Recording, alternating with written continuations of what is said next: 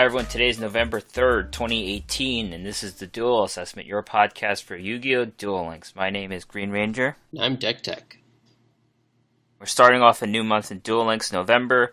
Of course, this month is the entry for the new Kaiba Cup.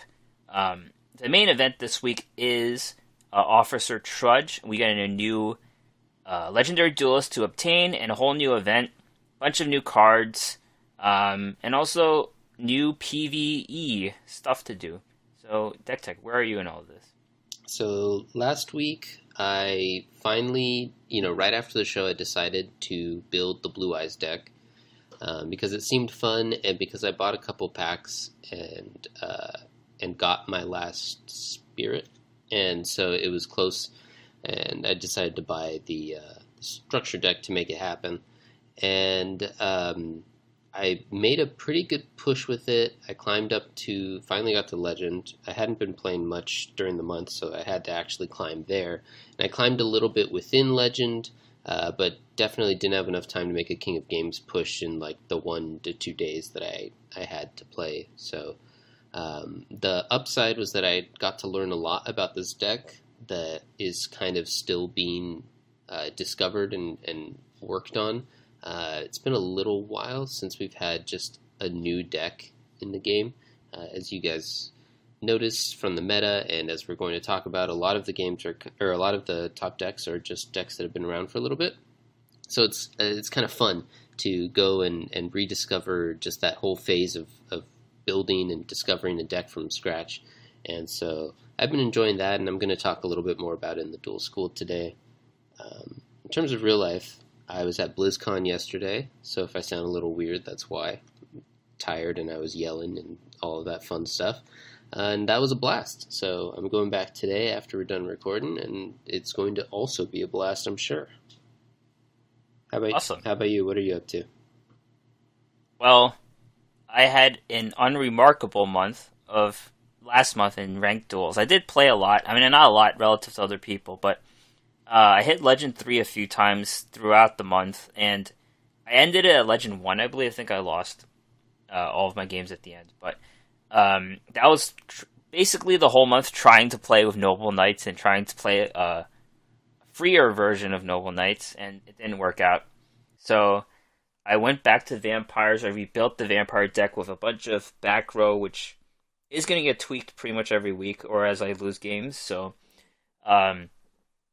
I've been opening some new things. I got my second Widespread Ruin, so that's another card I could put into the deck, and a bunch of other choices. So I'm just going to run this deck for the Kaiba Cup.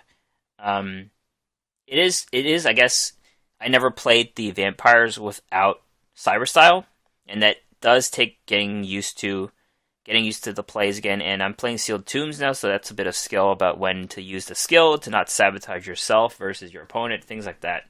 Yeah. And also, from the PvE event, I got all my gems, so I have extra gems again. But unfortunately, I do not have all the Trudge cards yet. I'm short like 3 cards. So, not in the full set yet, but I'll just keep going at it for whatever reason, yeah. Yeah, we're going to obviously talk about that later as well. I found that he was pretty easy to farm. I mean, I got lucky, obviously, because I got all the cards pretty early on. But just in terms of actually farming him, that's gone pretty well. So right. Once I get some time, I'll go back in and just kind of keep doing that and get some, like you said, some gems and whatever, other rewards. Yeah, you could use the EX Trader to get the other cards, like the Zero Gravities and whatever extra cards. All right. So let's go into this week in esports, where we talk about the Duel Links Meta Weekly number 44. And, looking at this thing, I guess it's a bit of a community pigeonhole where they have 2 of the top decks every week. I'm not sure if another community would have more diversity in a similar tournament, but we are seeing Vampires and Destiny Heroes pretty much rule this meta. Silent Spellbooks are here too, and Blue Eyes as well. And a smattering of other older archetypes or newer archetypes. But At first I saw these decks and I was like, oh, these decks are all the same. But actually looking at the deck list, it was pretty cool because all of the decks were a bit different. So it was pretty cool to see the differences, the variation in the decks, which are actually the same archetypes. But we're going to go over these decks now. So first place, Lord, Balance, Destiny Hero, Sealed Tombs, Vampires. You're going to hear that a lot. Balance, Destiny Heroes, and Sealed Tombs, Vampires, but the decks are a little different. This Balance Destiny Heroes, obviously, the Destiny Heroes have switched over to Balance. Drill Dark is a very good card against Vampires because they often have 0 defense. So you just hit through the defense, do that piercing damage, and then you have your Anki or something. So this deck runs 3 of those cards. It's a good choice for these tournaments. And the Sealed Tombs Vampires, there is an interesting shift going on with Vampires. In some decks, I'm cutting out Econ for Hey Trunade. So sometimes it's 2 Hey Trunades or 2 Econs, depending on the deck. So there's a bit of a shift going on here.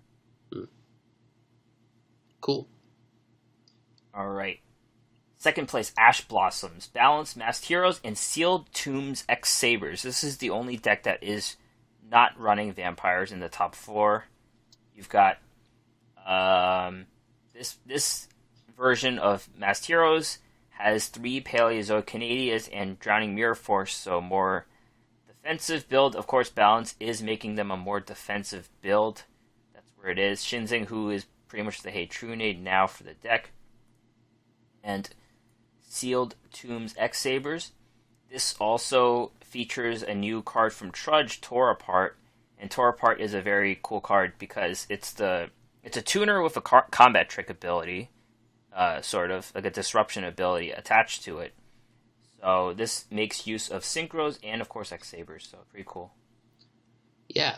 I mean, there's a ton of cards in here that are the X Saber cards, so you're not going to see them in other decks, and we haven't really seen them yet. There's also the Paleozoic Hallucigenia, and I'm not sure if that's specifically because it works well with X Sabers for some reason, or if it's just because it's his next best trap after he's put some other of his traps into. The Canadias are all in the other deck, right? And mirror walls, like it's like a mirror wall, basically the card. Yeah. And I guess, I don't know, he has one there, so, okay. You could use the guy for tuning, the Paleozoic monster, I guess. I guess maybe that's why. It's because it's level 2, and he's got the level 3 tuner, so that makes sense. I like it. He's got a couple level 5s in here. One thing to note in both decks is that he runs an Econ in each, and the result of that is that you might as well fill out your extra deck, as he does with his Masked Heroes, with some sort of tuner or other, just in case the off chance that you steal like someone's tuner, or sorry, that you should fill it with the Synchro Monster, so that on the off chance you steal someone's tuner, you have something that you can summon, and sometimes that would be the right play. Doing that gets rid of their tuner, and also gives you an advantage of getting something out.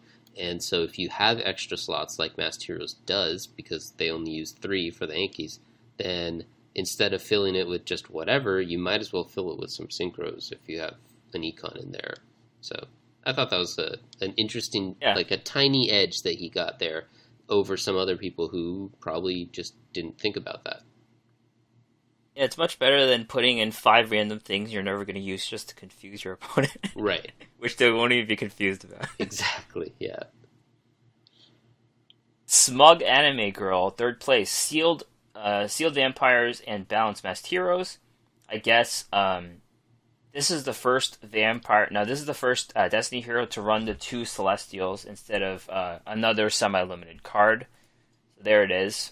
It's more defensive, too. You have 3 Widespread Ruins in this deck. And also, the Vampire deck is also running Hey Trunades and also Sphere Karibos, a card you typically don't see a ton of in the deck, but there it is. Yeah, so one thing is when you run Balance, right, you need at least 6 of each type now. And you only want to run 6 spells so that you have a 50-50 chance of getting a mask change. That's like the core. And then you have to decide between how many monsters and how many traps you want. So this one has a slightly different composition where it has the 8 monsters instead of 7. And so it has one less trap instead. And I personally kind of like this version better, although it doesn't let him run the econ to do that econ take into synchro summon play. So I don't know. Yeah, this one doesn't have Vion, which the second one does. And I've noticed that Vion is often used just to dump Celestial. That's the main use of it now, because there's no more polymerization. So they just dump Celestial, and then they could draw 2 cards. But I guess they want to use it for offense. And I guess it destroys the field, the vampire field. That's something it does. Mm-hmm. Alright. And finally, Cross X, 3rd place.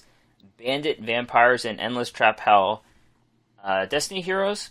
The Destiny Hero deck is actually very cool because it's a hybrid Red Eye Slash deck, and that the Dark Hex Sealed Fusion can actually fuse itself without polymerization. That's something I didn't know. I always used it just as a card in my Dark Paladin deck to fuse with other things, but apparently it can fuse when they're both on the board. So it's a hybrid Red Eye Slash and Masked Hero deck. That's pretty cool. And then the Bandit Vampire deck is a 20-card deck, which you typically don't see. But it doesn't have enough ways of losing life, in my opinion, to activate Bandit. But, yeah. That's what Yeah, I really like this Endless Trap Hell Masked Heroes deck. It's just, I don't know, it's really clever, combining different strategies, and it's just something different than anything we've seen, or at least I've seen. And I think it's really cool to use a different skill, just to, if you play a weird off-meta deck more, you're going to have more experience with it than will any of your opponents, because they will have probably never faced this, and you will have played whatever, 20, 50, 100 games with it. And so you get edges by doing stuff like that. And this is really interesting. Plus, I've always really liked the Witch Raider, just from my time playing her with Amazoness. So all in all, cool deck. Props to Cross X, because this is fun.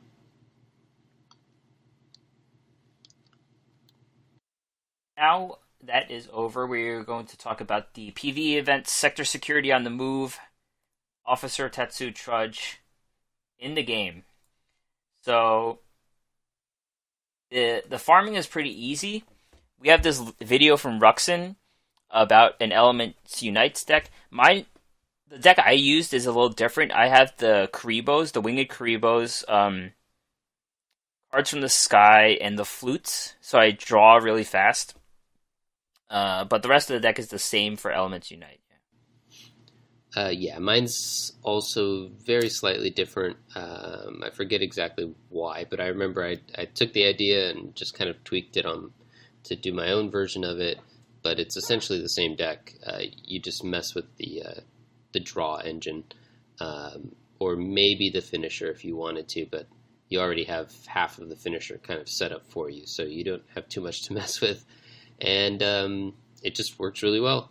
The only thing you have to be careful of is, at least in my version, I think in Ruxin's, because I think we have the same finisher, your total finisher takes up more slots than you have in your hand. And so you need to, at some point, set something if you draw it not like as the last card in your deck. He has Dust Tornado, though, to kill like a set card. Exactly, yeah. So that's what I was getting at, is you have to be careful when you do that. Hopefully you try to bait out his Dust Tornado with a, something that's more expendable. And usually if he doesn't use it like on the first turn he has available, then it means he doesn't have it there. And so what I'll do is I'll kind of test sometimes and then set something if I have to the turn before. So it's not like 100%, just autopilot, but it mostly works, and I'm sure you guys will have figured that out by now, but that's a tip if you haven't. That's like the Summoner of Illusions farm with Dimension Hole. It's like either two of those cards are on the bottom of the deck, you're screwed. Yeah, hate that so much. Yeah. Yeah, it's not as like demanding because it's really just like if any number of these 8 cards are not your last cards, then you're going to have to take what might at some point be a risk because sometimes he'll just use it early on one of your draw cards or whatever. So I don't know, works out. Okay. And this event has a new thing called special orders, which are special missions. You do 100 of them to get you get some kind of sleeve, I forget, or or a mat or something. I don't know, but they're actually pretty cool. I think some of them are easy. Like you just go to the store and you get one. You change your card sleeves and you get one. Others are you do some ranked duels. You have to go fight Jay. You have to fight Handsome Stan, things like that. I still haven't found Handsome Stan. He hasn't appeared a whole day, so I don't know where he is.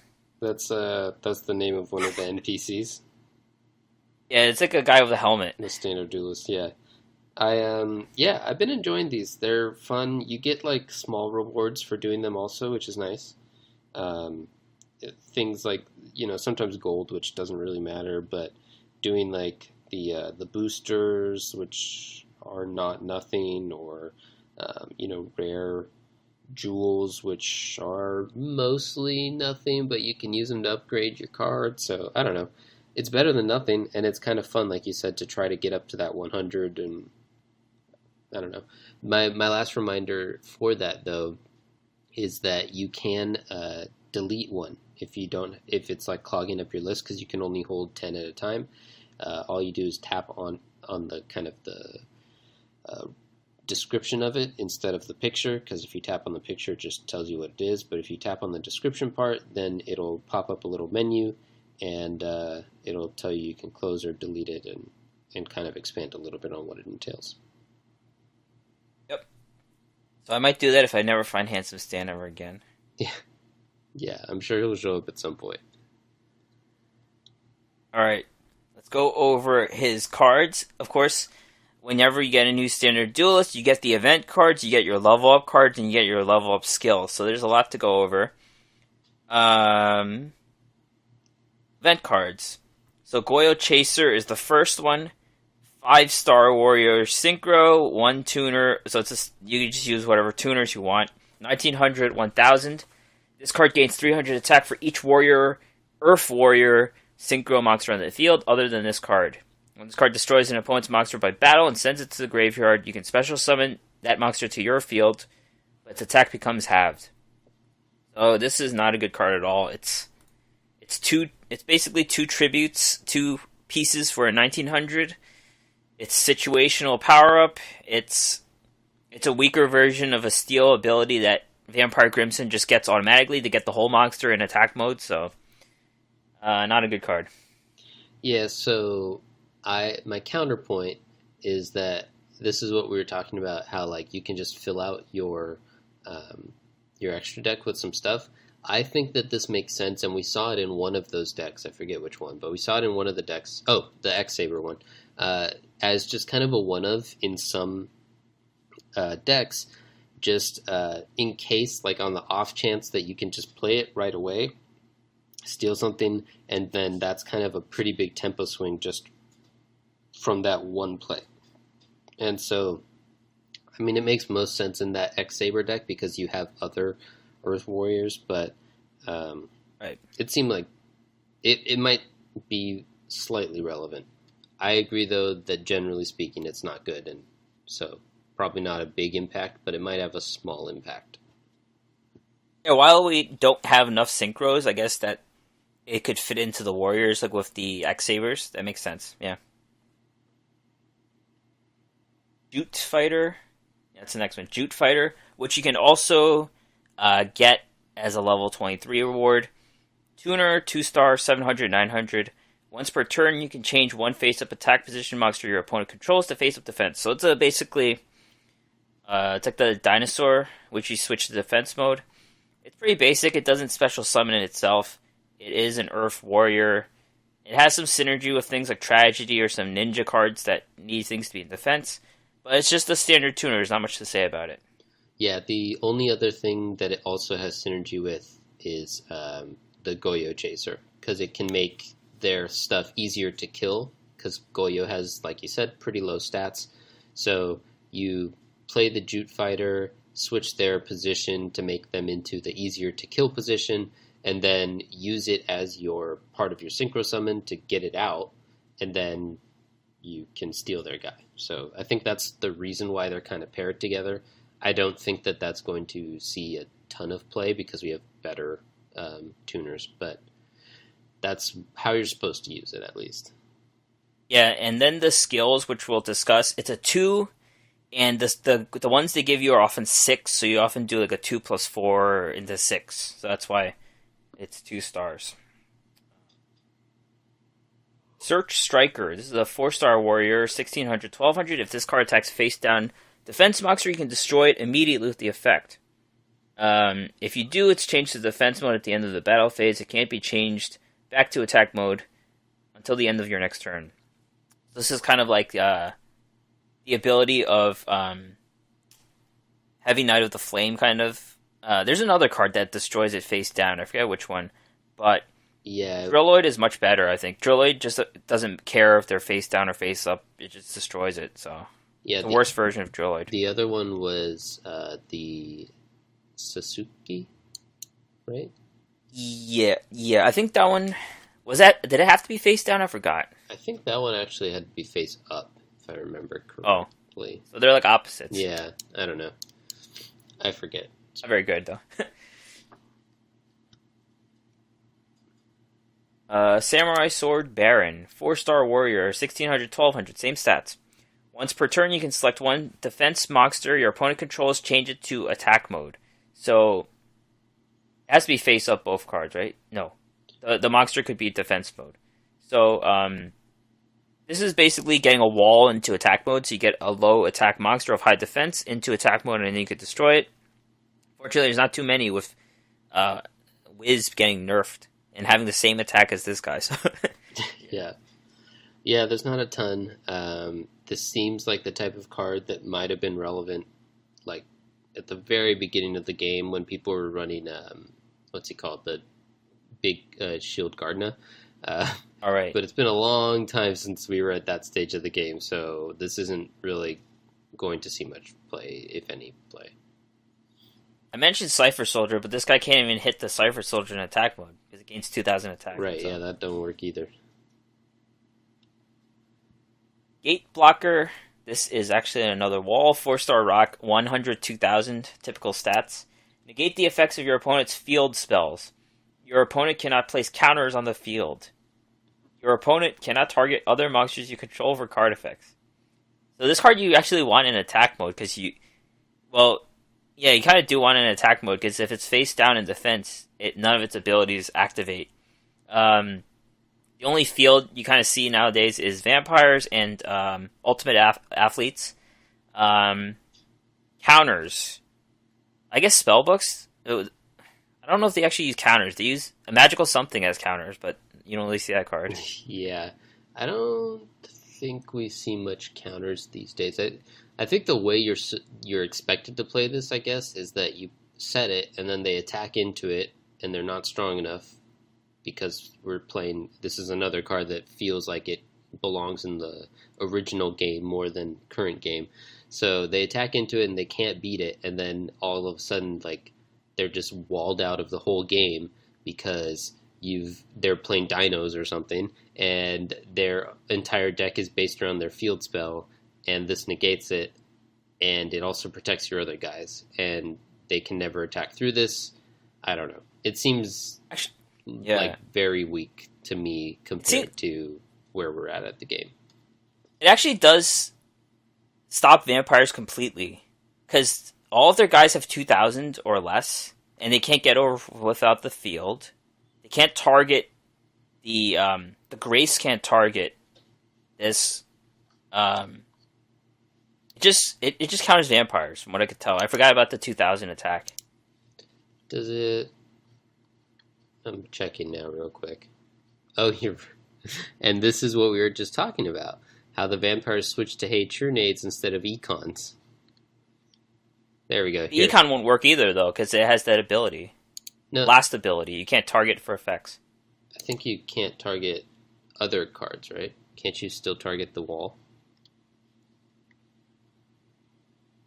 Maybe. I don't know. Hold on. But they can't do anything against this card. Well, they can if they Except have for the econ. econ, yeah.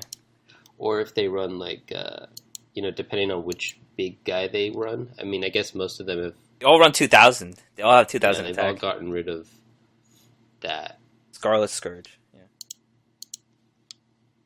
Well, like some of them used to run Jinzo or the BLS and whatnot. Oh yeah. But I guess Right. no one's doing that anymore. I get beat by Jinzo every so often. Yeah, and yeah, it says other monsters, so you can still smash on this with econ. Okay. Well, it'll stall vampires for a little bit. Yeah, that's your money play right there. Yeah. All right. Handcuffs Dragon. 5-star dragon, 1800. When this card is destroyed by battle with an attacking monster your opponent controls and sent to the graveyard, you can equip it to the monster. That monster loses 1800 attack. When it's destroyed and sent to the graveyard, you can special summon this card. This is the perfect example of a card that's amazing, but unfortunately it's 5 stars and 1800 attack. Yeah, this is because, like you said, because it's a 5-star, you're almost always going to have to tribute it unless you have some sort of tricks up your sleeve to do that, and then, like, you're devoting resources to this card, which would be great just on its own, but when you have to pay in either the tribute or whatever you're doing to cheat it out, then it's just not worth it. Almost made it. It's almost a meta-defining card. Almost. Intercept Counter Trap. Activate only when a monster is tributed summoned with one tribute. Take control of that monster. So right now this only affects vampires from what I could tell. Because their guys all use one tribute. So you steal a vampire. This is a perfect side deck card for tournaments. Yeah. If there's ever a Monarch deck, then it's great in that, or great versus that. It's in the picture. Yeah. And then there's also, just at some point in the future of the game, there might be times when it's relevant to have a one tribute guy. So it's kind of a good card to just remember is in your arsenal. I think, like you have here in the notes, there's enough decks out there that don't run it that you can't really run this type of card in the ranked ladder, at least not now. And I don't anticipate us ever really going to a phase where you can. But it's possible, and it's definitely, like you said, a card that could be relevant for formats with like sideboards, like tournaments and stuff. If all these hate cards for vampires, they're going to drop to tier 2, watch. Yeah, you think so? The That's wall and the... And finally, Assault Dog, 4-star, 1200. When this card is destroyed by battle and sent to the graveyard, special summon any number of Assault Dogs from your deck, which is just 2. So, it's like the Bubonic Vermin, where you could thin out your deck type card. Mm-hmm. That's all it is. Let's talk about the level up rewards from Trudge. Some of them are the same, the Handcuffs Dragon and the Jute Fighter. Tore apart. We talked about this card. Already made the tournament scene. 2-star Warrior Tuner, 600. This card cannot be used as a synchro material except for a Warrior Synchro monster. If the Synchro monster that is used for this material and attacks, your opponent cannot activate trap cards until the end of the damage step.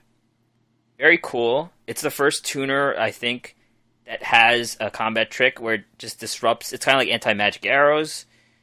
And it's on immediate play. And there's a lot of warrior synchros. So definitely you should level up Trudge to 21 and get these cards.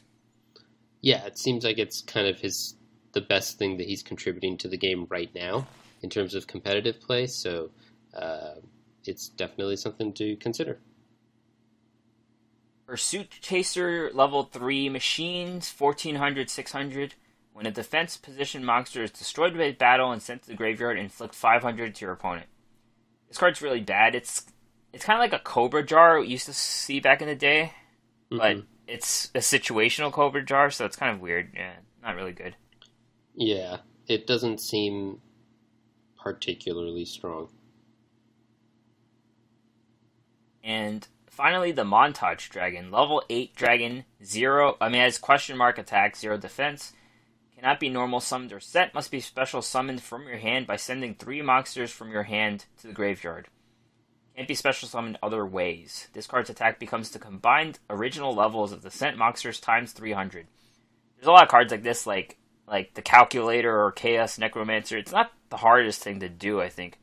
And there might be some deck for it. Some meme deck comes along and Hey Trunades you and then just blows you away in one turn.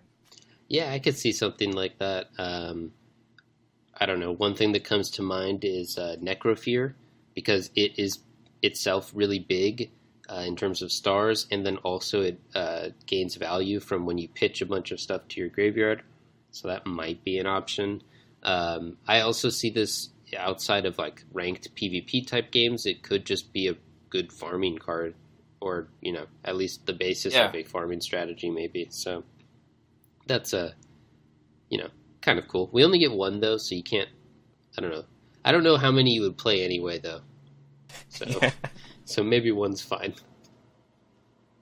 It's a card that you'd be okay losing to every so often because it's cool, but then if you keep losing to it, you'd just be mad at this card. Yeah, that's true. And let's talk about his skills. Let's go. Goyo is broken right now, from what I could tell. I'm using this skill, and it eliminates the rest of your extra deck. So yeah, there's a bug, I think. Just not the only one. Just to be clear, when he says broken, he does not mean super good. He means like literally broken. It does not work as intended. I saw someone posting about it in a Duel Links Facebook group or something like that. So I do not think you're the only one. I haven't tried it yet, so I don't know if it's like everyone. But I've seen other people talk about it too. Basically, the skills like any of these 5Ds characters where they have the card Goyo Guardian added to the extra deck as a synchro, and 2 Jute Fighters. Right now, the broken thing is that it gets rid of the rest of your extra deck, so the Goyo Guardian is the only thing in your extra deck. Yeah, so instead of adding it, it replaces it. I should have looked up what Goyo Guardian does. That's the one that It is, yeah. Yeah, it's different. One. Yeah. Oh, it's different? Yeah, there's like other ones. Yeah, this was too good to give us. Oh, that makes sense. Okay, my bad. Right, yeah, I'll read what it does. I should have looked it up. 6-star synchro, 2800 2000. Requires an Earth Tuner, which is the Jute Fighter. When this card destroys an opponent's monster by battle and sends it to the graveyard, you can special summon that monster to your field in defense. So this has 2800 attack, and it steals the monster without having its attack that the Chaser does. So, much better. And only 6 stars. Nice. Yeah. You're right, that is better. Respect My Authority is another skill. Until the end of the turn, one Goyo Synchro monster on your side of the field will gain 500 attack times the number of monsters you control that you are not the original owner of. The skill can only be used once per turn. So this is pretty bad because you need like 2 of them, I think. You just need so much like setup. Yeah. You're stealing things. If you've already stolen 2 of your opponent's monsters, you probably already won the game anyway. Right. So, yeah, this so just bad. Is not, like you said, it's just not a good card. Or skill. Yep. And You're Under Arrest. This is an RNG skill where you get 2 out of 5 cards to add it to your extra deck. So, Goyo Chaser, which we talked about, the 1900. Goyo Guardian, the 2800. And then the others, which I will look up now. Goyo Predator. 6-star, 2400, 1200 synchro. No specific requirements for the tuner. When this card destroys an opponent's monster by battle and sends it to the graveyard, you can special summon that monster to your side of the field. But battle damage it inflicts to your opponent is halved. You can only use this effect once per turn. So it's somewhere in the middle between the 1900 and the 2800. It's a 2400. They hit half as less, but all these cards do have graveyard disruption in that you steal their monster and they can't resurrect it or bring it back. So yeah, seems all have that characteristic. Yeah. So this is probably his best skill, I guess. Yeah. Get you. Goyo Defender might make the skill unplayable though. So here we go. Great. 3-star synchro, 1000, 1000. No specific requirements. Once per turn, if all monsters you control are Earth Warrior synchros, you can special summon Goyo Defender from your extra deck. So it comes out for free, I guess. When this card is targeted for an attack, you can make this card gain 1000 attack for each Earth Warrior synchro you control until the end of the damage step. So the problem with this card is, let's say you get 2 of these and none of the other ones, and then you can't even play him because he's 3 stars and your deck's not built the way for 3-star synchros. It just ruins the whole thing. Yeah, right? It does. It doesn't say there's a restriction, but I would think it probably gives you 2 different ones, but I'm not sure. Have you played it? Yeah. Have you tested I don't have the skill yet. Yeah, me neither. So, I don't know. I'm thinking, even though it doesn't specifically say as much, I think it'll probably give you 2 different guys. Okay. Hopefully. And finally, Goyo King. This is, I'm not sure if it's the best one, but it's the flashiest one.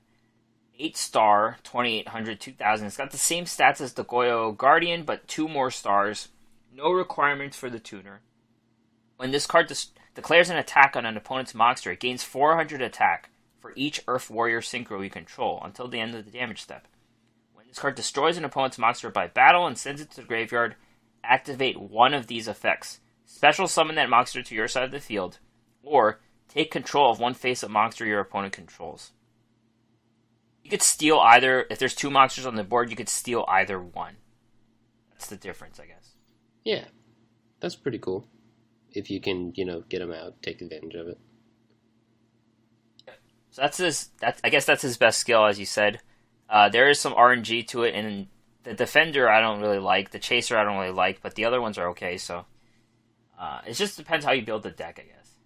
Yeah, and it just whenever there's something like this RNG based, it's hard to play it in competitive play, and it's not even really kind of designed to be in competitive play.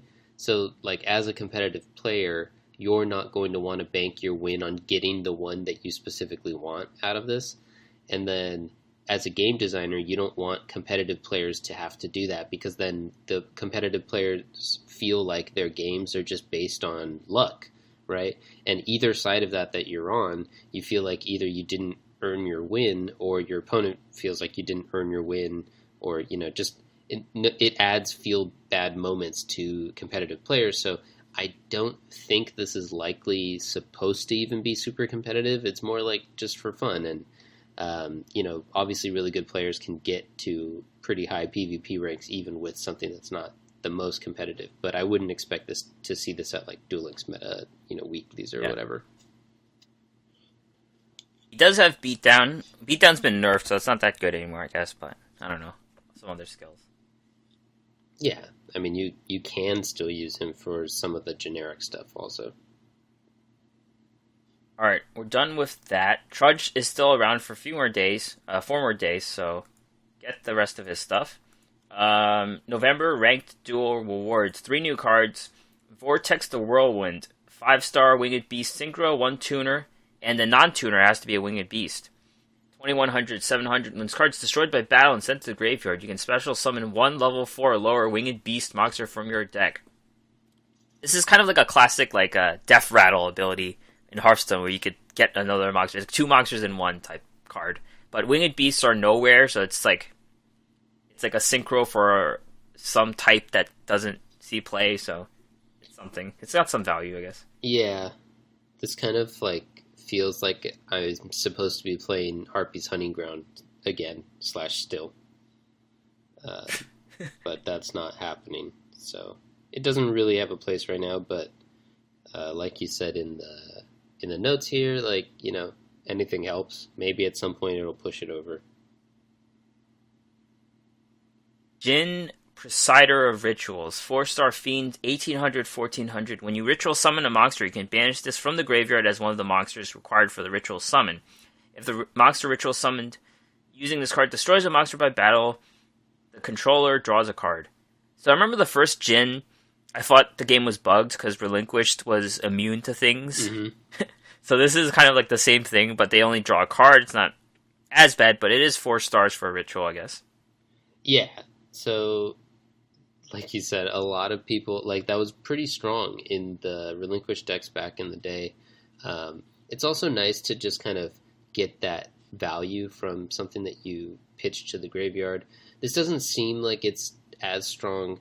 I do think the 4 star kind of is semi relevant because 4 stars lets you get out big 8 star guys pretty easily since a lot of the searchers are 4 star guys. Um, that's kind of where my mind's going on it. So I'm definitely going to pick this up, but I don't really see any place for it now. Ritual monsters are just kind of weaker to a lot of the other special summoning type stuff we can do these days. So it's cool. I'm hoping, I guess, at some point it might become relevant again. I bet if we had Yeah. completely unnerfed Cyber Angels, they'd still be really good. Yeah. With this card too, yeah. Really Eternal Rest trap card. Destroy all monsters equipped with equip spells. So the best equipped spell deck is Noble Knights right now. The Vylons literally saw no play. So since Noble Knights are like tier 3, tier 4, no, you're not going to play this card. Yeah. This is another card that it's kind of just, okay, sure, I'll pick it up. I'll have it in my repertoire if it ever becomes relevant, but right now it kind of doesn't. But if you guys are like me, the R tickets aren't really worth anything anyway, so you might as well get the new card because I already have everything else. Every single one. Yeah. Card Flipper campaign is giving us one new card, Troposphere, 6-star Winged Beast, 2400, 2000. If you tribute summon this card, the tribute must be a Winged Beast. It's unaffected by trap cards. So it's like Wild Heart and 10 Kabuto Shen, but bigger. That's basically it. Yep. Yeah, I don't like the... So, because it's like Wildheart and Shen, it feels like you want to kind of run them together, but then you can't because those ones aren't Winged Beasts, so I don't think this card really has a home. I lose those decks every so often. They play like backup rider, and I lose. Yeah, I mean, they're decent, and sometimes in the meta, like, they can be the right meta call, or maybe not even, like, just the best meta call, but a good enough meta call that they can get just wins from it. It's definitely a cool deck. I like being that they can do the put out their guys and play the what's it called, the needle ceiling, and just kill only your board. I'm like, oh, got me. I like how you say all the cool decks are the decks I hate. And it's immune to Wall of D, which is the biggest thing I think. That's the Yeah. I mean, it can't like it's used both offensively on your side with the needle ceiling type thing, and also just to protect your guys, which is kind of I think the main intent of it. But now your guys can't die to the Wall of D's, the flood, well, any of the floodgate stuff, but the drowned mirror wall. There we go. Jeez. Like I said, I was tired this morning, and or it used to be relevant, like really relevant for Amazonas, and could at some point be relevant for like Sea Stealth and whatever as well. So they're, like I said, kind of cool. Not specifically because they beat you, but that's a nice perk. all right. So you're gonna handle the rest of this podcast with the Duel School. I guess you really like the Blue Eyes deck if you had a lot to say about it. Yeah, take it away. Yeah, so like I said, I played a good amount of this in the past week, and what I really like just the style of deck, but I also really like that it is a deck that's not just kind of fully fleshed out at this point. And that's, to me, in the typical deck tech vein, it's really interesting and fun to kind of try to be in on part of that deck building initial stages, and that still feels like where we're at. Even though this deck's been around for a little bit, it still definitely feels like there's a lot of evolution going on with it. So, first of all, generally speaking, the deck's core concept is that of a reanimator deck, if we're using Magic the Gathering terms. And the basic strategy of that is that you cheat out your big guys mostly from the graveyard. And so by the nature, a reanimator strategy involves kind of three main aspects. One is your targets, the big things that you're trying to cheat out. 2 is some way to get the big things into your graveyard, and then 3 is ways to get them out of the graveyard and back into the field. So you want all of the cards in your deck to kind of work towards one or more of those goals, and then maybe a few utility cards that just kind of are really strong, so you want to play them for that reason, or help facilitate one of those 3 goals. Those are the main things. The current Blue Eyes decks revolve around Cosmo Brain, which is one of the new cards from the Blue Eyes Structure deck, and that card is really good because it cheats out the big guy, which is itself. I guess I can read what it actually does, but it's In attack equal to the level of stars of the card you pitched. yes, that is the main thing it does. It's 3,100. Right. Ends up being a 3,100 almost always, because what you're doing is you're pitching your Blue Eyes. And so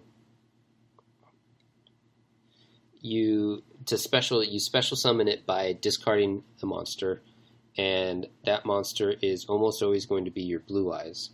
I believe it has to be a normal monster. And alright, finally pulled it up. 7-star, it cannot be normal summoned or set, must first be special summoned by sending one non-effect monster from your hand or face up on the field to the graveyard. This card gains attack equal to the level of monster sent to the graveyard times 200. And it already has 1,500 attack, so that's how it ends up with the 3,100. And then the other effect is you contribute one effect monster to special summon one normal monster from your hand or deck, and you can only use that secondary effect once per turn. So it's the core of the deck because it cheats out a big guy in itself, it puts one into your graveyard for you to reanimate with your other effects, and also it turns little guys into big guys themselves, which isn't technically reanimation, but it's kind of like the same idea, where you're using these resources to cheat out a big guy, in this case from your deck, hopefully. In some cases from your hand if you're stuck with it there. That's why pretty much all versions of the deck now run Arcana's skill, a trick up the sleeve, which guarantees that you start with it in your starting hand. The structure box tells you to use Beatdown. Don't do that. I've seen like a couple other versions where people are trying to do it with like Balance or Restart or something. And if you do those ones, then you have to run multiple Cosmo Brains. But if you run it with Arcana, you can do it, and most do it with only one Cosmo Brain, which is, I think, kind of the most efficient way to do it in terms of deck building. It just works so smoothly, so I really like that, and I think that's the correct way to go. As should not be surprising at all, the big guys are the Blue Eyes cards that we were talking about. The original Blue Eyes White Dragon, and then also another new card from the structure deck, a Dragon Spirit of White, which counts as a normal monster while it's in your hand or graveyard, even though it is an effect monster. Most decks run 5 to 6 of them, and then they also often run 1 or 2 Bingo Machine Go, and often the Bingo Machine Go pretty much just gets one of your Blue Eyes into your hand. We were talking about that last week, where you will often just go for 3 Dragon Spirit of White, if you can, and that's because Dragon Spirit of White's come into play ability is a banish a spell or trap that your opponent controls. So that's very powerful for kind of clearing out the way for your big guys to attack in, so often you want to get as many of those kind of coming into play as you can. And actually on that note, one thing that I learned the hard way, and which I've seen other people mess up as well, is that the speed of that ability, you can't do it in response. So if someone activates something and then you try to activate one of your reanimation spells in response and you get back the Dragon Spirit of White, it won't activate the ability. So be careful of that. You want to do it like often when I think it's strongest is when they set something and then at the end of their turn you activate it to bring it back or to banish whatever they set, so they never get a chance to use it. I think that's one of the stronger uses. It's also decent like in combat, but usually you want to try to get rid of stuff before combat so that it's safe to attack into whatever you're trying to attack. Um, because your deck starts, it almost always starts with Cosmo Brain in your hand. If you're building it with that skill, you don't usually need as many ways to get the big things into the graveyard for the reanimation effect, um, because you're pretty much guaranteed the one from the Cosmo Brain. But you still want to kind of recycle them. You can recycle the Spirit of White a couple times because you can like use it to get Cosmo Brain out, and then you can reanimate it, and then you can tribute it to Cosmo Brain to get out the Blue Eyes White Dragon, and then that puts the other one back into your graveyard again, so you can reanimate it again. But you still see a couple cards sometimes that will help kind of get them back into your graveyard a couple more times. Snipe Hunter was one that I've seen a good amount of. Enemy Control is pretty big in the deck, and Ultimate Providence and cards like that are sometimes used, less common than the other ones. So then the last kind of main category is the reanimation cards. And Silver's Cry is definitely the strongest of the bunch, but we also have Birthright sees a good amount of play, and I've also seen like Swing of Memories as a kind of less included alternative option as well. So you end up with a core of like 12 to 16 cards, depending on how hard you want to go on it, with usually 1 Cosmo Brain, 5 to 6 Blue Eyes, 1 to 2 Bingo Machine Go, 5 to 7 Reanimators, and that ends up with your 12 to 16 cards. Then your last kind of bunch of cards are a little bit more up for grabs, and this is where I personally kind of had a little more fun with the deck. You have kind of a series of just good cards that fill some of these slots that just kind of synergize with the deck pretty well. Enemy Controller is very common in the deck. It works well with reanimation synergies because you can tribute one of your big guys to bring him back later. It also works super well with Cosmo Brain because you can do something like get something out, Econ Take, and steal their guy, and then tribute their guy to Cosmo Brain. So that's pretty sweet. And then finally, it helps with some of your bad matchups, and that's very important to kind of help shore them up. And specifically, the Masked Heroes and Yubel are both kind of, this is one of your main ways to deal with those. Champion's Vigilance is another one that's fairly common, and that's because you can often just get out a Blue Eyes White Dragon pretty easily with the deck, and it's just powerful to be able to activate Vigilance whenever when you need to. Treacherous Trap Hole is just good. It means you can't run the same number of enemy controllers as you otherwise can, so that is a downside. But the card is just such a powerful swing card that some people think it's worth it anyway. You can run it in the deck because you don't really run any other traps in most versions of the deck, except for Birthright, which doesn't really count because it kind of mostly stays on the field if your deck's working like it's supposed to. I've also seen people run Sphere Karibo, just in case you go all in and miss. It kind of helps save you. Burst Breath is kind of cool. It's a good removal card. It also helps with the Masked Heroes at least, and probably with Vampires as well, but it's not as good.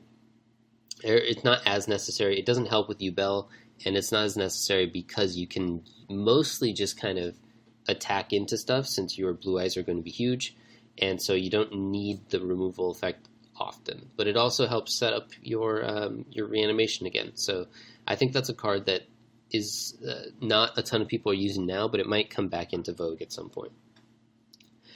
Solemn Scolding is, like I said, we don't run a ton of back row stuff, and especially if you kind of build it in a way specifically with that in mind. So it's kind of like running another Champion's Vigilance, just a powerful effect, and you don't care too much about your life because usually you're trying to win in like a turn or two. Ultimate Providence, a similar idea. It's kind of to protect your OTK potential. This one is a little bit weaker, but less of a restriction, and it helps you pitch your dragons if you're lucky, if that's what you need to counter. So that kind of works out. It's a decent choice as well. And finally, I've seen people do like a hybrid version with Spellbooks and Blue Eyes. and that's really cool. I tried it. I didn't like it. Didn't really work for me. But others are saying that it does work for them, and that's not really what I've been exploring or the main build, so I'm not going to talk too much more about that. But you can look that up on Duel Links Meta. Had a couple examples. It's pretty much just you take the best cards of both, and it kind of works. And it shores up a couple of the Blue Eyes weaknesses. Obviously, it makes the deck a little bit less explosive, but by having that banish potential, it helps, again, with those bad matchups of Yubel and some of the Masked Hero stuff, and it can just kind of help you get that extra edge in a different way than just protecting it with the other options that I talked about here. So those are kind of mostly just powerful cards that work with the archetype. I guess Burst Breath doesn't really fit in that group, but you know what I meant. Another major consideration is 4-star or less effect monsters that work well with Cosmo Brain and then the rest of the deck. And this is kind of where I've seen the most disagreement, I think. Usually for that first group of cards, you're only going to run like a couple, except for the spellbooks, which is just a whole different deck. But from that first group of cards, you're only going to run like 2 of those, so it doesn't really change your deck very much. But within this group of the 4-star monsters, you usually run 4 to 6 of them. And maybe not quite that many, but depending on how you build it. The first one that I think I've seen the most often is Lila, the Lightsworn Princess. And the idea there, of course, is that you summon her, you get rid of one of their back row, and then you tribute her to Cosmo Brain, usually, and that will, that will give you a giant Blue Eyes. If you don't tribute her, then she gets to dump stuff into your graveyard, and that might give you synergy in that sense, because she gets to put more Blue Eyes in your graveyard that way. So it works pretty well with the deck, and it doesn't...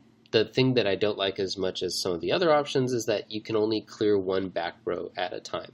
And what I really like to do, since this kind of feels like an OTK type deck, is to try to clear up as much as I can before going in with like an attack and trying to kind of win safely in that way. The last thing about Lila is that she's one of the few cards that the deck uses that has just a clean answer to Destiny Hero Decider. So that's kind of the troublesome card with Masked Heroes that we were talking about. So next one, Snipe Hunter. Similarly, it works like you summon it, you try to destroy a couple things, hopefully you roll correctly and it works, and then you tribute it, Cosmo Brain, get out a big dude. It also similarly helps in terms of getting Blue Eyes that get stuck in your hand into your graveyard so you can then use your reanimation effects more easily. I think this is a pretty good option. It's a big utility option, and we're going to talk about another card that it works well with later. But basically, personally, I didn't like it as much because you have to do those rolls, and you can usually only clear 1 or 2 things with it, just like Lila, especially if you end up whiffing with your rolls. So the next one is Psychic Ace, and this is a card that I haven't see any play outside of this deck, and it works really well with this deck, so that's kind of cool. The effect, I think it's a 3-star, like 1,000 attack or something like that, and the only reason why it's important is the effect, and the effect says when you tribute this monster on your side of the field for a card effect, then you get to destroy a card of your choice. And so what you do is you play it, and you just tribute it to either an Econ Take or to Cosmo Brain and destroy anything, which is nice because the other ones mostly just target the back row. So this you can sometimes get rid of a blocker. And then often this is such a big swing play that you just pretty much just win right off the bat when you do that, either from attacking or from their conceding. So that's a cool guy. I've seen a good amount of that in the deck as well. Destructotron is my current one that I'm working with, and it is the most all-in, I think, in terms of just clearing the back row. You clear multiple back row cards, then you tribute it to Cosmo Brain. It's really cool because unlike Psychic Ace, you can play it before you play the Cosmo Brain, so you're immune to like Treacherous Trap Holes, mostly, unless they get their own guy, in which case you still 2-for-1 them, so that's okay. And then you play it, clear their back row, and then you bring out your big guys and attack in, and hopefully have lethal from doing that. So that works pretty well. And then finally, this is one that I haven't seen very much, but I did hear about people running it, and I saw like one or two examples, and that's Relinkuribo, which has two effects. One is that when it is sent to the graveyard, I don't remember off the top of my head if it's specifically from the field or not, but when it's sent to the graveyard, you draw a card. And then the other effect is when it's in your graveyard, it can save your monsters. So here we go, I pulled them up. If this card is tributed, draw one card. If a monster you control would be destroyed by battle, you can banish this card from your graveyard instead. So this one seems pretty good, I guess maybe for if you're trying to win like mirror matches by going a little bit later and by running your dragons into your enemy's dragons, like maybe that's the way that it works. Personally, I haven't really felt like there's a lot of room in the list for it, but it's a cool idea, and it's another card that doesn't really see much play outside of the deck, so I'm glad to see it kind of come back and do some cool stuff there. Similarly, Relinkuribo and Psychic Ace really make you want to run Enemy Controller, because that gives you more ways to use it to get that tribute effect going.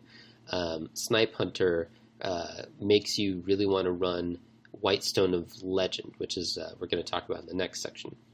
And then the other ones, they all kind of they all shape your list a little bit. You want your whole list to have synergy with each other. So once you kind of commit to one route, it kind of makes you want to do something else, based on that. So the last section, like I talked about in terms of deck construction, is usually the decks will run one or more synchro monsters, or tuners, to get out synchro monsters. And what you want to do is you want to use a 1-star tuner so that you can turn your dragons into you can turn your dragons into Azure Eyes Silver Dragon or Gigantic Castle if you have to, and then you can turn your Cosmo Brain to Stardust Dragon. And those are kind of, well, not Gigantic Castle, but the other two are just the strongest synchro monsters we have in the game right now. So there's some value to doing that.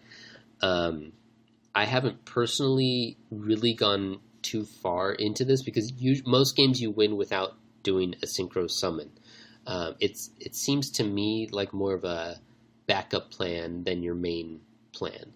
And so the decks that go really hard on that aspect, I don't think are as strong as the ones that go really hard on the animation aspect, but reanimation aspect. But what they do have is a little bit more of an end game, mid game, and end game potential, because if like your Azure Eyes lives for a turn, then you pretty much just win right there, I think, because you just get so much value over multiple turns that's definitely something to consider as in terms of just potential for giving the deck a little bit of longevity. Because if you're running it too far into the other side, then you essentially have to win on the first turn or two, or else you just kind of slowly lose because you lose value and whatnot. So maybe that's where that ends going.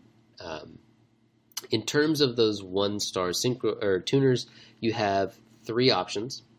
One is the Protector of Blue Eyes, which is an effect monster, and it has the effect that you can tribute an effect monster in order to get a Blue Eyes card out of your hand and onto the field. And so I really like this guy because it works as Cosmo Brain fodder, because it's an effect monster to get it out of your deck. It works for synchro summons, of course, which is the main reason why you use it, or why it's in there, I guess. And then it also gets a Blue Eyes out of your hand. And I've seen some people running Ancient Rules in the deck, and that kind of makes sense if you just, okay, yeah, I'm playing big guys, I want to cheat them out. But it doesn't really make sense because you don't run a lot of monsters, so you will often just have turns where you're not using your normal summon. So you might as well use this guy as in that same slot, and this would be your normal summon for the turn, and then you get out the Blue Eyes, and then you also have these other options of uses for it. So that's kind of where I'm thinking on that one. Another common one is the Whitestone of Legend, which is another effect monster, so it works with Cosmo Brain. But it has the secondary effect of when it gets sent to the graveyard from anywhere, you can add a Blue Eyes White Dragon into your hand, not the Spirit of White. And so that one, like I said, works really well with Snipe Hunter because in addition to just being able to synchro summon stuff, you can just use it as Snipe Hunter fodder, and then that gives you essentially an extra card in your hand for doing that. So if you run Snipe Hunter, you might want to run the White Stone of Legend as your synchro. And then the last one is Water Spirit. This is just a plain old normal monster. It's kind of gotten more popular because it was the one that was featured on Duel Links meta. Because it's a normal monster, you can't use it to activate Cosmo Brain's second ability, but it can be used for to initially summon Cosmo Brain, like in a pinch if you really need to. And since it's a normal monster, you can return it to field with things like Birthright and even Azure Eyes Silver Dragon if you really want to kind of get a cycle going. So I think the idea there is, like I talked about with the synchros generally, is that this is the card that gives me the most like extra long-term value, where I can do several turns of synchro summons and recurring things and whatever. And I think that has like some big upside, but personally, since I don't play most of my games to that out of playing a lot of synchro summons, right now I'm more enamored with Protector of Blue Eyes. That's where I'm at with the deck. Finally, just a little bit of talk about like tips and matchups and how they work and stuff. Based on what I saw in Platinum and Legend last month, and a little bit in this month as well. The mirror match, really important to just get like a really big swing turn, and often what will happen is you'll trade, dragons into each other and stuff, and then eventually one of you will just run out of dragons, and then the other guy will just have a big guy and get to attack one or two times while the other guy's top decking, trying to get something and just not getting there. So really important cards include like econs. You can do an econ take and then run their guy into their other guy and just kind of get a huge advantage from that. It's also important to note that Blue Eyes White Dragon is better than the Spirit in this matchup because you don't usually care too much about back row, except Spirit can be good for getting rid of a Birthright, so it's removal for a Blue Eyes, that's out because of that. But otherwise, it's just it's like the smallest of the big monsters, and so it's not good for those combat fights. The Masked Heroes.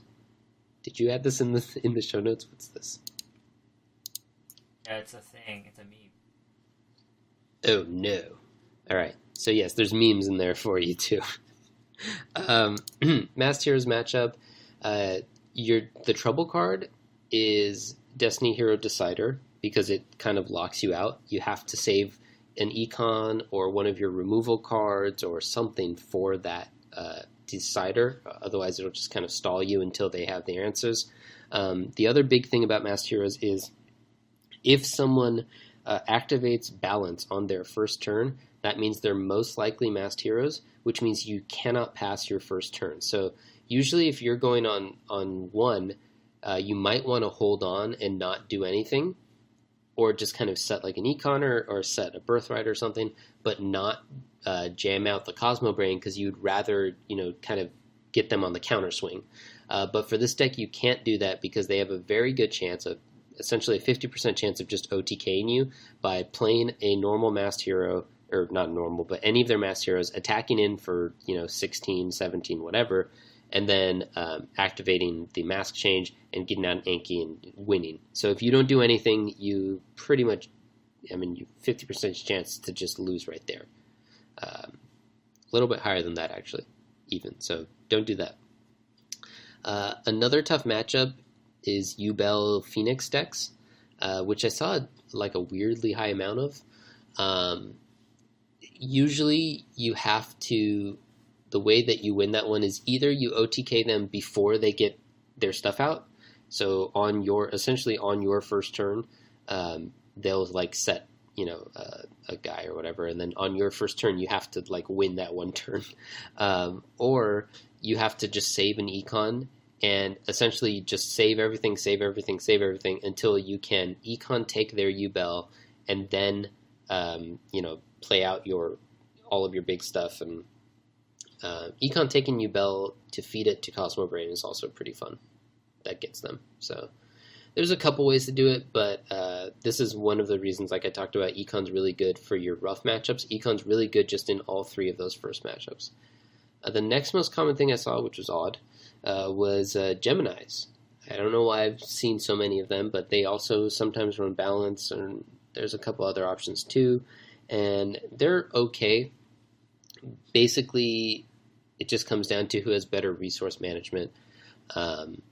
All of your guys are bigger than theirs, but they have removal options, so I prefer, in this one, the spirits to try to clear their, banish their stuff if I can, and hopefully they run out of stuff before you do. I don't really have any super great tips for that one, but I do tend to mostly win them, so I think it's like a pretty good matchup.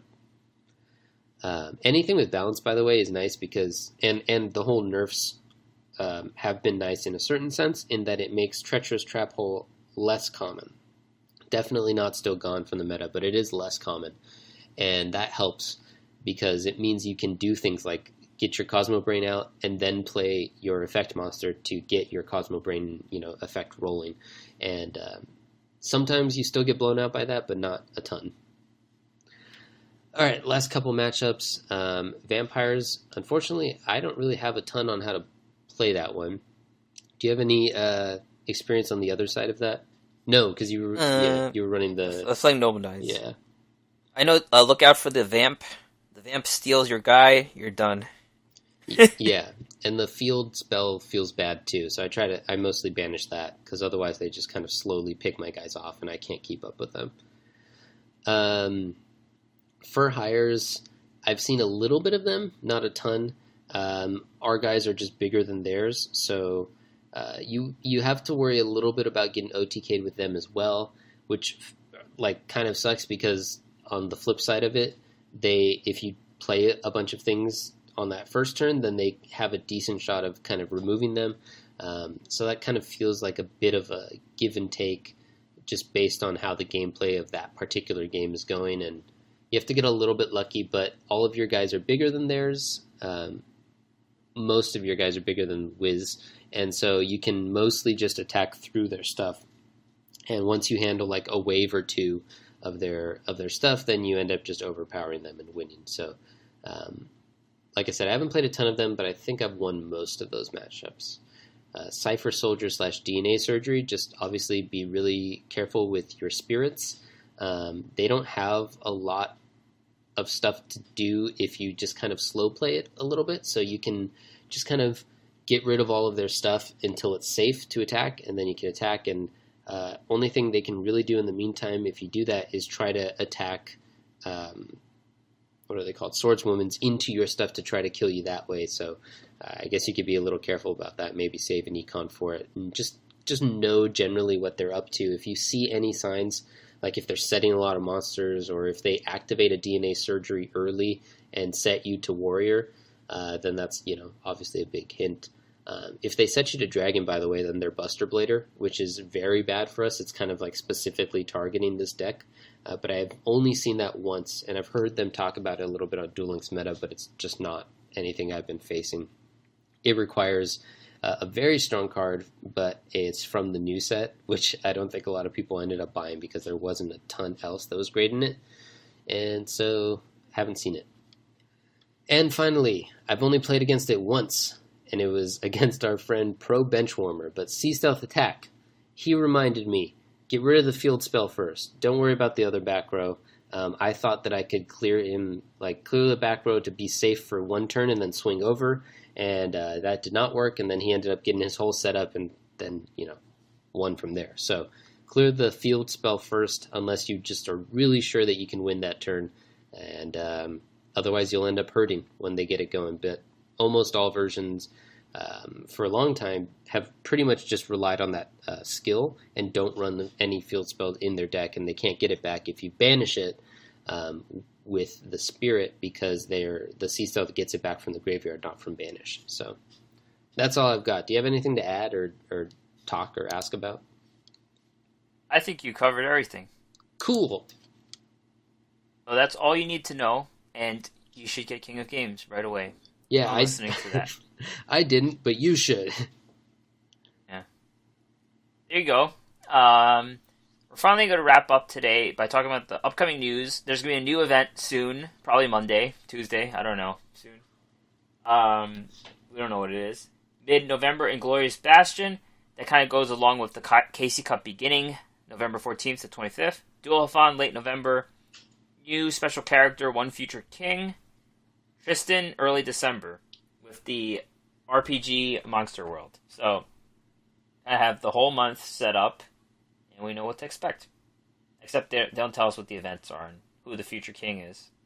We had to know from leaks that was Tristan. So, a lot of mystery, but we know what we're getting. Yeah. And we're excited.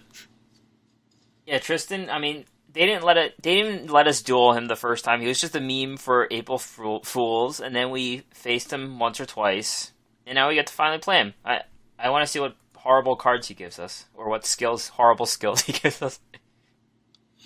Yeah, it should be. Imagine he takes over Blue Eyes like Arcana does. Like, he just takes over some archetype. That would be hilarious.